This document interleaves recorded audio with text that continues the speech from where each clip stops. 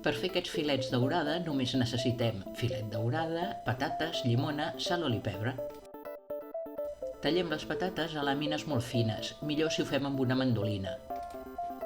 Les amanim amb sal, oli i pebre i si ens agrada hi posem all i julivert. Folrem una safata amb paper de forn i la untem amb una miqueta d'oli. Fem una primera capa de patates de la mida del filet. Després col·loquem el filet per sobre amb la pell per la banda baixa.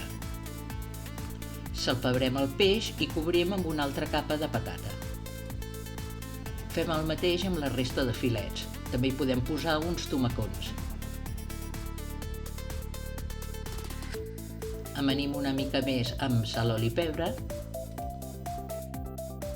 Ho fem coure al forn preescalfat a uns 190 graus, estàtic uns 40 minuts i uns 5 minuts més ventilat, o fins que les patates estiguin ben torradetes.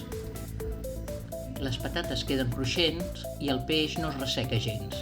I si et queden ganes de cuinar, pots fer un braç de gitano de poma per postres. M'escrius a comentaris què et sembla aquesta recepta? Moltes gràcies i fins aviat!